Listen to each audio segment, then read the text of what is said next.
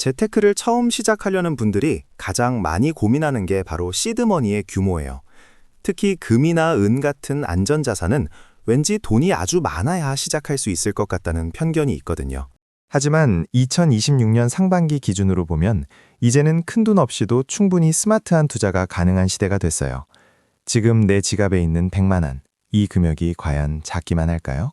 사실 이 정도면 금 1g이나 은 100g 단위로 나눠서 담기에는 아주 넉넉한 예산입니다. 그런데 많은 초보 투자자가 하는 결정적인 실수가 있어요. 무작정 동네 금은방에 가서 실물부터 사려고 한다는 접인데요. 이렇게 되면 시작하자마자 부가세 10%에 수수료까지 떼이고 시작하는 셈이에요. 수익이 나기도 전에 이미 마이너스 10% 이상을 기록하며 출발하는 거죠. 단순히 금을 사는 행위 자체보다 중요한 건 어떤 통로를 통해 비용을 아끼느냐 하는 문제입니다. 100만 원으로 금 100만 원어치를 사는 사람과 세금과 수수료를 아껴서 실질적으로 더 많은 양을 확보하는 사람의 수익률 차이는 여기서 갈리니까요. 한국거래소, 즉 KRX 금시장을 활용하면 이런 비용을 획기적으로 줄일 수 있는데 말이에요. 2026년 현재 시장 상황을 보면 자산 보호의 중요성이 그 어느 때보다 커졌습니다. 실제로 최근 한국은행의 경제 전망 보고서 등을 참고해봐도 불확실한 상황 속에서 실물 자산에 대한 선호도는 여전히 높게 유지되고 있어요. 안전한 곳에 내 소중한 돈을 보관하고 싶어하는 심리가 반영된 결과죠. 그렇다면 이 100만 원이라는 한정된 자원을 어떻게 배분해야 남들보다 더 유리한 고지에서 시작할 수 있을까요? 일단 금과 은이 가진 근본적인 성격부터 파악하는 게 순서겠죠. 우리가 사용하는 화폐는 경제 상황에 따라 그 가치가 계속 변하지만 실물 자산인 귀금속은 그 자체가 고유한 가치를 지닙니다. 실제로 한국은행의 화폐 가치 관련 자료를 살펴보면 시간이 지남에 따라 현금의 구매력은 꾸준히 하락해온 것을 알 수 있어요. 2026년인 지금도 이런 흐름은 여전합니다. 인플레이션이 발생하면 내 통장에 찍힌 숫자는 그대로여도 그 돈으로 살 수 있는 물건의 양은 줄어들게 되거든요. 여기서 금은 아주 든든한 방패가 되어줍니다. 경제가 불안할 때 전 세계 어디서나 가치를 인정받는 대표적인 안전자산이기 때문이죠. 반면 은은 조금 더 역동적인 성격을 띠고 있습니다. 금보다 가격이 저렴해서 소액으로 접근하기 쉽고 산업용 수요가 많아 경기가 회복될 때 시세가 가파르게 오르는 특징이 있습니다. 실제로 실버의 수요 중 50% 이상이 반도체나 태양광 같은 첨단 산업에서 발생한다는 점에 주목해야 해요. 100만 원이라는 한정된 자금 안에서 안정성과 수익성을 동시에 챙기려면 이 두 자산의 조화가 필수적입니다. 그렇다면 구체적으로 어떻게 나누는 게 좋을까요? 처음 시작할 때는 금 70%, 은 30% 정도의 비율을 유지해보는 건 어떨까요?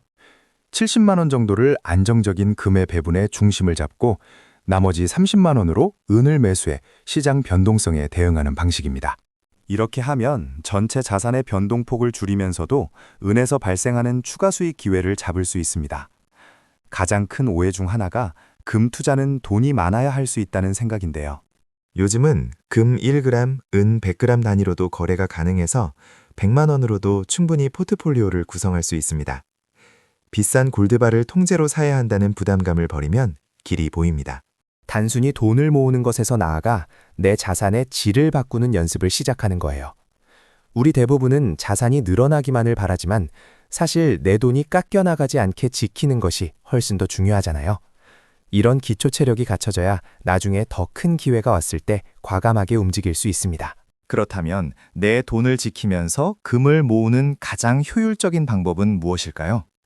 보통 금이라고 하면 금방에 가서 커다란 금덩어리를 사는 걸 먼저 떠올리곤 합니다. 하지만 100만 원이라는 소액으로 투자를 시작하려는 분들에게 실물 매수는 사실 가장 불리한 선택이 될 수 있습니다. 살 때부터 이미 10%의 부가가치세와 세공비를 떼고 시작하기 때문이죠. 100만 원어치를 사도 내 손에는 90만 원어치의 가치만 남는 셈입니다. 그래서 우리가 주목해야 할 곳은 바로 한국거래소, 즉 KRX 금시장입니다. KRX 금시장은 국가가 공인한 금거래소라고 이해하면 편합니다. 우리가 주식을 사고 파는 것과 원리가 똑같아요. 증권사 계좌만 있으면 스마트폰 앱으로 누구나 쉽게 금을 사고 팔 수 있습니다. 이곳의 가장 큰 매력은 압도적인 세금 혜택에 있습니다.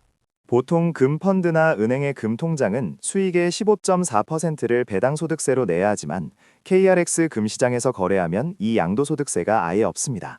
내가 낸 수익을 온전히 내 것으로 만들 수 있다는 건 소액 투자자에게 엄청난 이점입니다.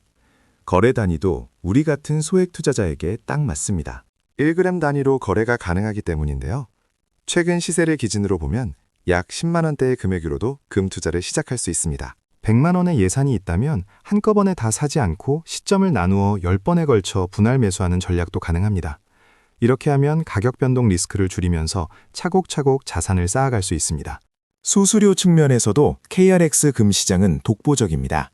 시중은행의 금통장은 사고 팔 때 각각 1%씩 총 2% 가까운 수수료가 발생하곤 합니다. 하지만 KRX 금시장을 지원하는 주요 증권사들의 온라인 수수료는 대략 0.2% 수준으로 매우 낮습니다.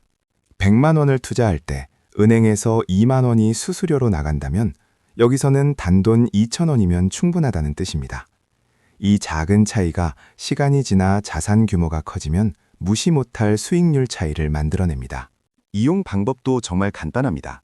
기존에 주식을 하던 분들이라면 사용하던 증권사 앱에서 금 현물 계좌만 추가로 개설하면 됩니다. 별도의 앱을 깔 필요도 없이 평소 보던 호가창에서 원하는 가격에 주문을 넣으면 끝입니다.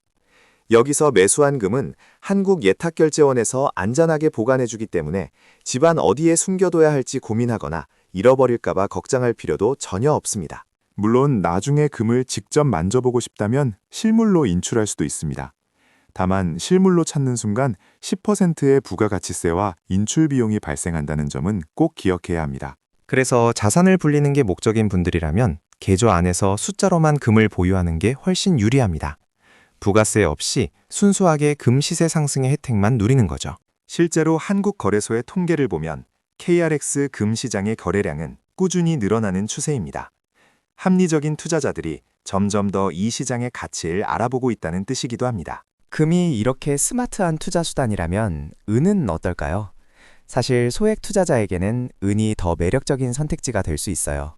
금보다 가격은 저렴하면서도 산업용 수요가 많아 경기 회복기에 수익률이 더 높게 나타나는 경향이 있거든요. 2024년 말 기준으로 은 시세가 1g당 대략 1,300원 수준이었는데 100g 실버바 하나를 사려고 해도 10만 원대 중반이면 충분히 내 손에 넣을 수 있습니다. 하지만 여기서 우리가 꼭 따져봐야 할 현실적인 문제가 하나 있어요. 바로 부가세입니다. 금도 마찬가지지만 은은 특히 실물로 인출할 때 붙는 10%의 부가세가 투자 수익률을 깎아먹는 요인이 되기도 해요. 우리가 100만 원어치 실버바를 샀을 때 실물을 집으로 배송받는 순간 10만 원이라는 돈이 세금으로 사라진다는 뜻이에요. 투자 시작과 동시에 이미 10%의 비용을 지불하고 들어가는 셈이니 아쉬울 수밖에 없잖아요. 이런 비용을 합법적으로 아끼는 비법이 바로 디지털 적립 방식을 활용하는 거예요. 한국금거래소에서 운영하는 센골드 같은 앱이나 시중은행의 실버뱅킹 계좌를 활용하면 되는데요. 이런 플랫폼의 가장 큰 장점은 실물을 직접 찾아가지 않는 조건으로 거래할 때 부가세 10%가 면제된다는 점입니다. 나중에 은 가격이 올랐을 때 앱 안에서 그대로 매도하면 부가세를 떼지 않은 시세 차익을 그대로 가져올 수 있어요. 수수료 역시 0%, 5%에서 2% 사이로 오프라인 매장보다 훨씬 저렴한 편입니다. 실제로 최근 통계를 보면 이런 스마트한 투자자들이 급증하고 있어요. 한 사설 귀금속 거래소의 리포트에 따르면 2025년 기준 2030 세대의 은 투자 거래액 중 약 70%가 이런 비대면 앱을 통한 디지털 거래였다고 해요. 소액으로 커피 한 잔 값을 아껴서 은 2g에서 3g씩 모으는 재미를 느끼는 분들이 많아진 거죠. 만약 그럼에도 불구하고 나는 실물 실버바를 꼭 소장하고 싶다는 분들이 있다면 저는 100g 단위의 실버바를 추천하고 싶어요. 보통 투자용으로 1kg짜리 큰 덩어리를 선호하지만 100만 원이라는 예산 안에서는 100g짜리 여러 개를 모으는 게 훨씬 전략적입니다. 왜냐하면 나중에 돈이 필요할 때 1kg짜리는 통째로 팔아야 하지만 100g짜리는 필요한 만큼만 하나씩 팔아서 현금화할 수 있기 때문이에요. 일종의 비상금 역할로 활용하기에 딱 좋은 크기인 셈이죠. 이렇게 은 투자까지 병행하면 우리 자산은 훨씬 더 단단해질 수 있어요. 금이 가치를 지키는 방패라면 은은 시장 상황에 따라 수익을 높여주는 역할을 해줄 수 있습니다. 100만 원이라는 돈을 금의 70%, 은의 30% 정도로 나누어 담는다면 2026년의 변동성 있는 시장에서도 충분히 심리적인 안정감을 느낄 수 있을 거예요. 자, 이제 이 소중한 자산들을 어떻게 끝까지 지키고 불려나갈지 전체적인 그림을 한번 정리해 보겠습니다. 이런 구체적인 로드맵이 있다면 소액으로도 충분히 시작할 수 있어요. 우선 금 1g, 은 100g씩 꾸준히 모으는 나만의 루틴을 만들어 보세요. 100만 원이라는 돈을 한 번에 다 쓰기보다는 10번 정도로 나누어 들어가는 분할 매수 전략이 가장 효과적인데요. 실제로 한국거래소의 최근 통계를 보면 KRX 금시장 이용자의 절반 이상이 2030 세대라는 점이 눈에 띕니다. 그만큼 젊은 층에서도 소액 자산 투자가 대세로 자리 잡았다는 증거죠. 매수 타이밍에 너무 목맬 필요는 없어요. 가격은 언제나 오르내리기 마련이니까요. 대신 매월 특정 날짜를 정해두고 기계적으로 사는 게 좋아요. 2026년 하반기 경제 전망을 고려할 때 시장의 작은 변동성에 일희일비하기보다는 수량을 꾸준히 늘려가는 데 집중하는 게 현명합니다. 은 100g은 현재 가격 기준으로도 외식 한두 번 할 정도의 비용이면 충분히 살 수 있잖아요. 이렇게 작은 단위부터 시작하면 부담 없이 자산을 불려나갈 수 있습니다.